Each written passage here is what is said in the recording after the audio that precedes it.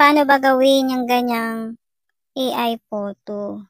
Kung interesado ka, tapusin mo ang video na to. So, una pumunta ka sa Google Chrome, magsisearch ka ng Gemini AI.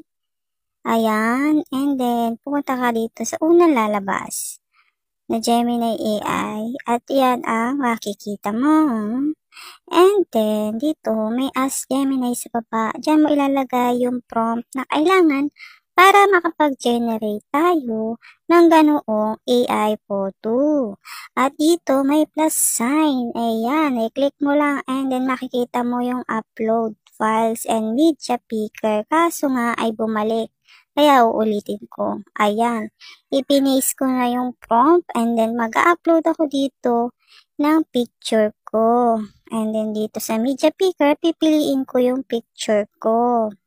Ayan na yung picture ko and then ito yung AI prompt at ito yung arrow na pipindutin para mag-generate ang ating picture.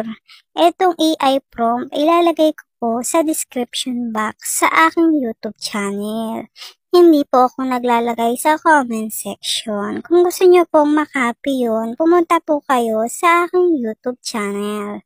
At ito na nga po ang resulta. So, ito yung resulta ng aking picture. Ang mga resulta po ay nakadepende po sa picture na ilalagay nyo. Mag-a-upload ako ulit ng bago, yung ibang picture naman. Kasi ito yung ginamit ko at ito yung resulta. Pero maglalagay ako dito ng bagong picture. So, yun pa rin prompt ang gagamitin ko. Pero ibang picture na po yung ilalagay ko.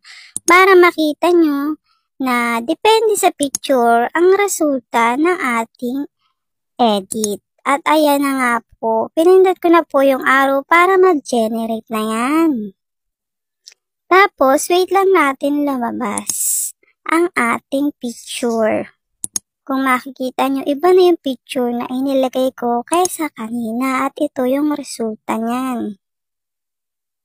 Ayan, iba-iba yung style niya kaya nakadepende po sa picture kung ano yung resulta ng inyong AI photo. Kung gusto nyo naman ng merong mushroom, ay edi mag-type ka dyan sa baba sa Ask Gemini kasi yung isang picture ko may mushroom, yung isa wala. Kung makikita nyo sa unang video ko. Pero kung gusto nyo munang i-save, i-click nyo muna yung picture at may makikita kayong arrow sa taas para mag-download dyan at magdadiretso na yan sa inyong gallery.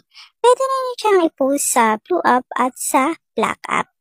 So ito pala yung paano maglagay ng mushroom sa paligid. Itong sa Ask Gemini, pindutin nyo lang yan and then maglagay kayo dyan ng with mushroom.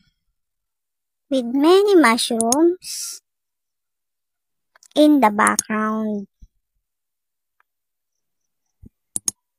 So, pasensya na sa maingay sa paligid. And then, click lang natin yung arrow at wait lang natin lumabas yung ating picture.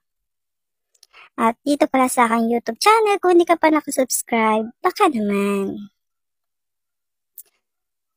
At ito na nga po ang resulta. Madami na siyang mushroom.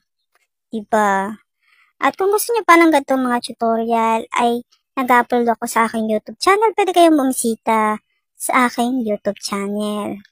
So, ito yung aking YouTube channel. Ay pwede kayong bumisita dito at nag-upload ako dito kung paano mag-edit na mga AI photo. Sa bawat video nakalagay dyan yung mga AI prompt na kailangan. Nasa description box lang po yon. Kaya kailangan po marunong po kayong mag-copy